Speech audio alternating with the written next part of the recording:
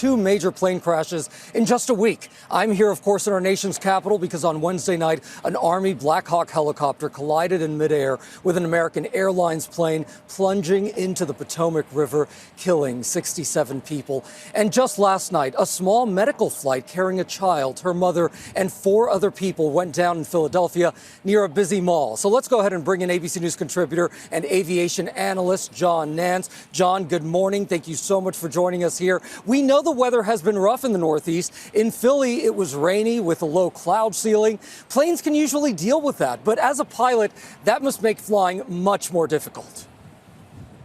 It does make things difficult, but this was a takeoff, and weather situation with about a 700-foot ceiling and visibility under that ceiling, it was pretty good, about 4 or 5 miles, really doesn't have much potential for interfering, especially not to the point of a catastrophe. And we've seen, John, from that video how fiery that crash was. We're told the plane had just taken off with a full tank of fuel. That really made things worse, didn't it?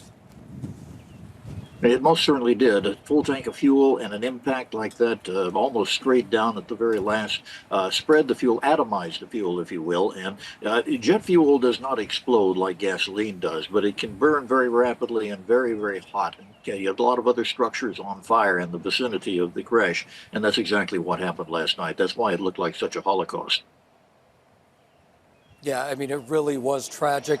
John, while we have you, let's talk about the crash here in Washington, of course, on Wednesday between the Army helicopter and that American Airlines jet.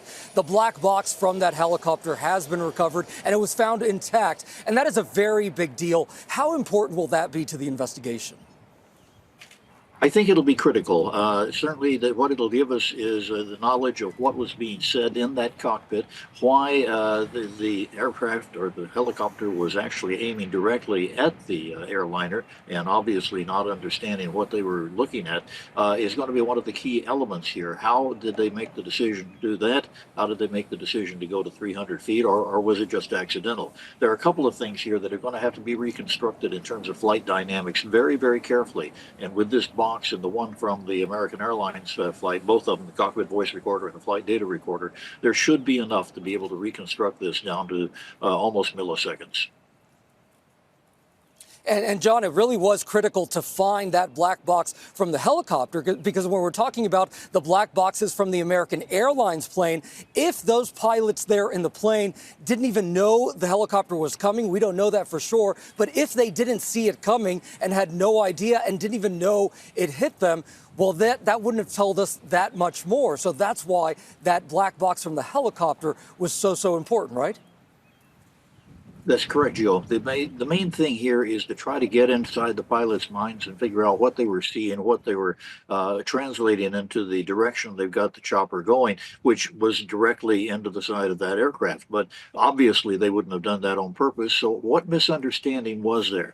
Was it when they reached out, or not reached out, but basically answered the controller and said, yes, we have the traffic in sight, but they didn't? Maybe they were looking at something else. And the altitude, it becomes a major factor here, because that corridor is supposed to be 200 feet.